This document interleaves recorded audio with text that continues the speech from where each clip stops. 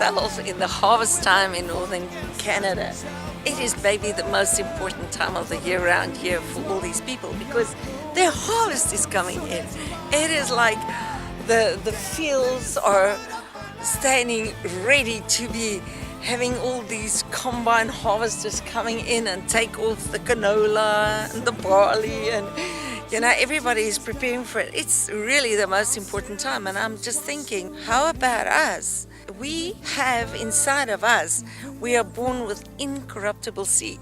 So in other words, our seed cannot corrupt, and our harvest for sure will come in, because he says the husbandman waits patiently for the earth to receive the former and the latter rain.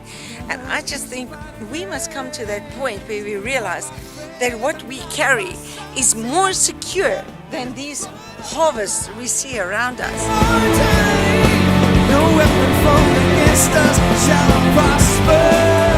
For the victory is won, we are born with the sun. So let's ride high down this road of my life.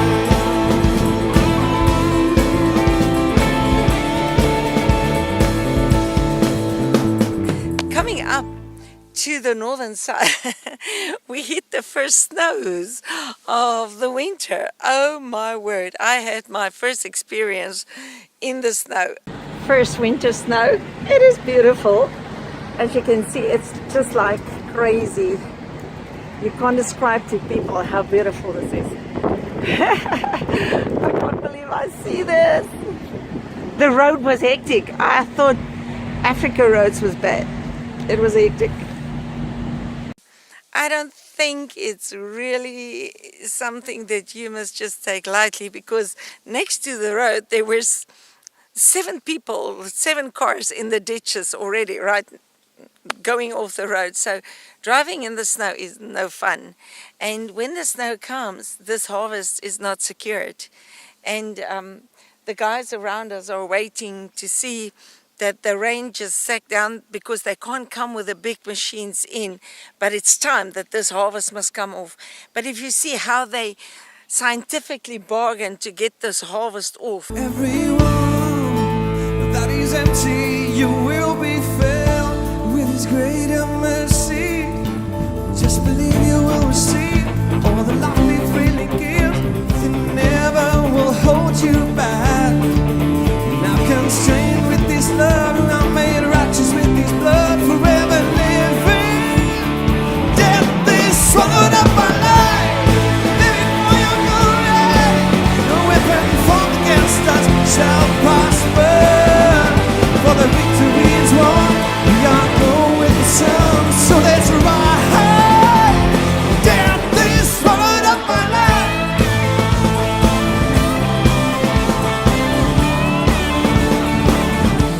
We have a harvest that is secure, and God is the husbandman. But he says that those he have called, he hath predestined them. Oh my word. In other words, our end is already secured before we even started. And I mean, that is one of the biggest guarantees that I think you can ever get. That you know what your end is before you have even reached it. It's like God has been there before you came there. And this is what we have in Christ. We will come into perfection. And he has his heart on his creation, and he's never, ever going to leave this creation. It is so amazing.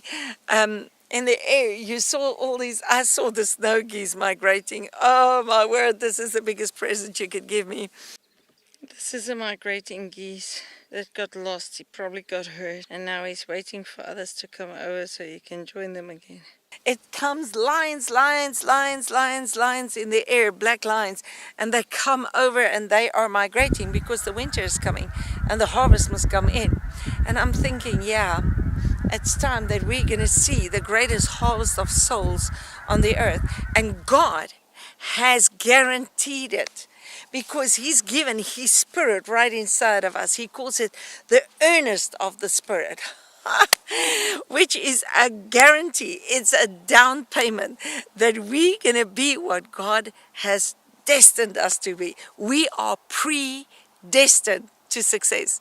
So God's guarantees doesn't just start here. Our favor is actually founded, and it's founded from the beginning.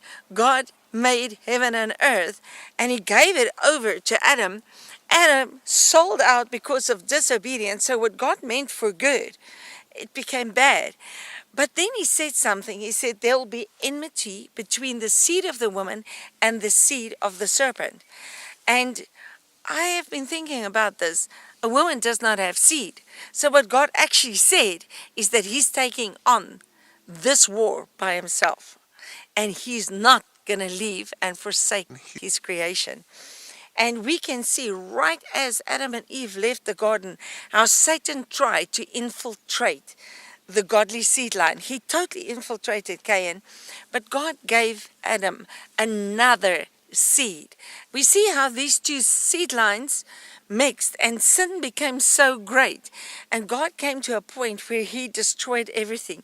But what he did is he gave a rainbow. When the ark was there and he landed and it was a new life, it was a new beginning, there was a rainbow. What was the rainbow? I will never destroy people with water again. But it was a promise of God is not going to leave his creation. The harvest will come in. Then he called Abraham, and he said, Abraham, I'm going to make a covenant between you and me. In your seed, in their generations after you, and in your seed. So what we have here is a dual covenant. The one went in the fleshly line of the seed of the generations, and the other one skipped all the flesh totally, all the generations, and it was a promise of the Spirit that was given to Abraham. Because we go to Galatians 3, and it says, Jesus became a curse for us, because this seed line that was given of Abraham, 430 years, it was given to Moses on the mountain, and God gave him the commands of life. But before they even could receive the commands, they already messed it up. Then the law was added to teach them to Christ. But this system of the law became so infiltrated with Satan's seed, because that was what it was. There's a battle between the seeds. This system became so infiltrated with seed that it became an abomination. It became a curse. The covenant turned into a curse.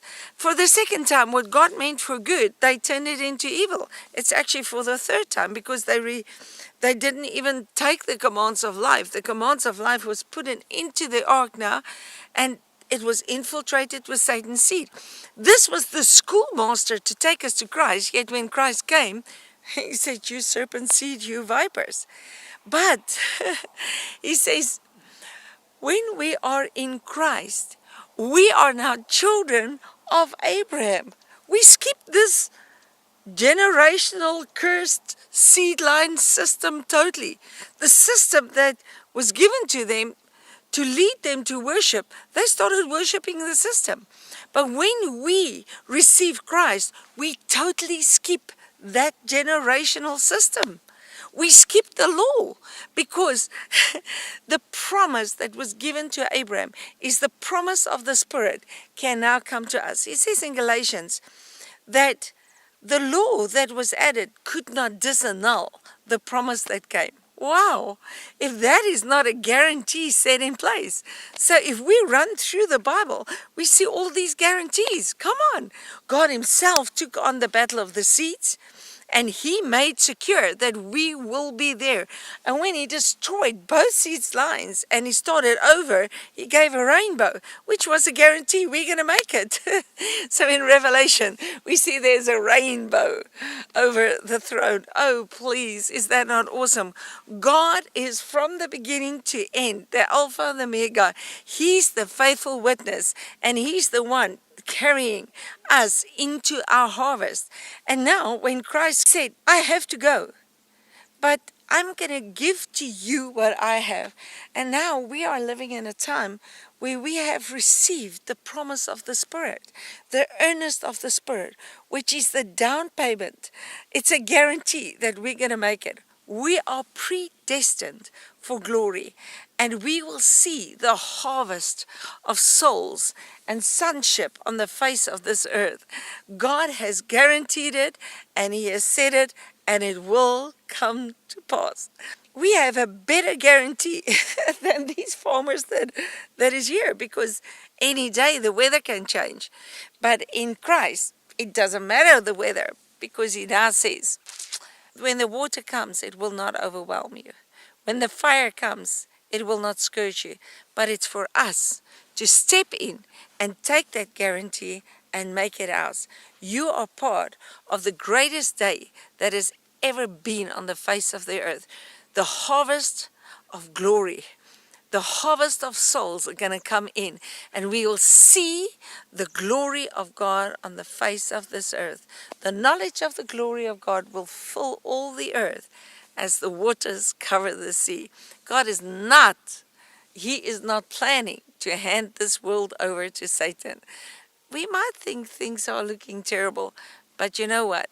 Never ever has the seed of the word been able to rip away from this earth, and it will never be. We will see a harvest, and we are part of this harvest. Word, you don't tell anybody. We don't speak out the God.